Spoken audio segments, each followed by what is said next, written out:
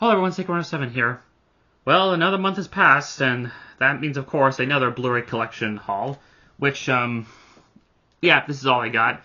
I got a bit more than last month. Last month I think I only had 8 titles. This time I have 10.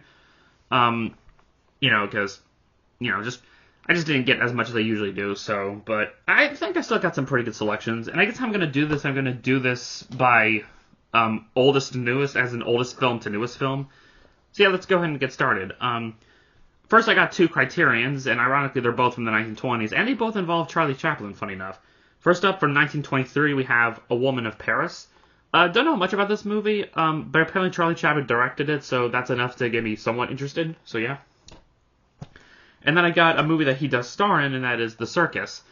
Yeah, I've just been meaning to get all the Charlie Chaplin films in the Criterion Collection. The only ones I'm missing right now are Monsieur Vadot and Limelight. And the only thing I know about Limelight is that both he and Buster Keaton star in that film, so that intrigues me quite a bit.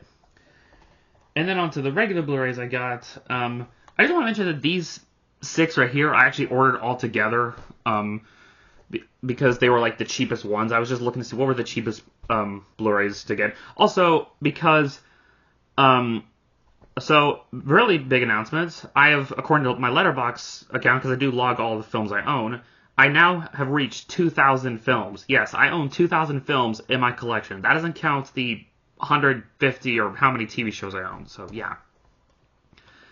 So, from 1971, I got Fiddler on the Roof. Never seen this before, but I've heard really good things about it. So, yeah. Rain Man from 1988. When people talk about movies about people on the spectrum, this one gets brought up quite a bit. So, even though I've never seen this before, I know it has mixed feelings from people of the autistic community. Some like it, some think it's not a very good representation, but I'll see. I got 2 movies from 1997, funny enough. First up is a comedy, Liar Liar. I think I've seen parts of this film a long time ago, but never seen the whole thing, so, you know. And the other being an action film, that is Con Air.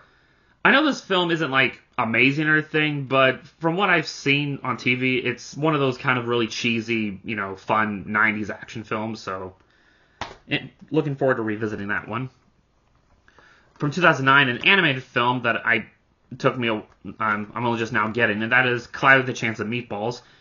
I remember I saw this film once a long time ago. I remember it just being okay, but maybe I need to give it another chance, so... And who knows, maybe after I'm done doing watch-alongs of the Disney animated films, maybe I'll do watch-alongs of the Sony films, so there's that. And then from 2012, I picked up Robert Zemeckis' Flight, starring Denzel Washington. Don't know much about it, but, I don't know, it looks like it could be decent. And then finally, the last 2 I picked up are both movies released in 2025.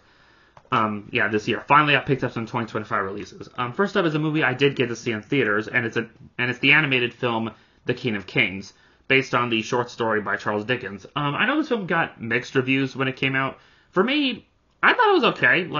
It's no Prince of Egypt, but in terms of animated Christian films, I'd say this is one of the better ones we've gotten. Take that for what's will. I think the animation's fine. There are times the animation looks good, and other times it looks a little iffy, but to be fair, this is the first animated film by Movoc Animation, so there's that. And I guess Angel Studios is releasing another animated film this year on David, so there's that. And then finally, I picked up the highly acclaimed Sinners. If y'all follow me on my watch-along channel, I did a watch-along for this recently. And yeah, I can see where all the hype comes from. This is an incredible film. I think I gave it a 9 out of 10.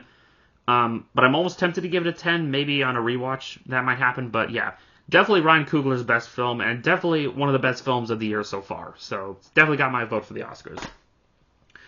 So yeah, that's all I picked up through the month of August. Hopefully September. I'm looking at the releases of September. It looks like we got some pretty good ones.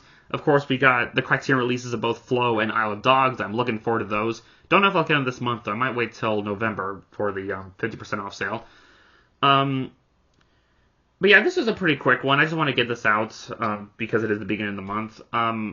As far as updates on my channels, I do need to get back to my watch-alongs, and also, more importantly, I know people keep asking me about Heroes with Villains. Let me just say, Heroes with Villains is not canceled. It's not. It's just life and me procrastinating and burnout, all this other stuff that just happens. But once I have my goal is to get at least part 1 out round 2, part 1 out by the end of this year. We'll see, though. So I hope y'all enjoyed this video, and I'll see y'all in the next one. Later.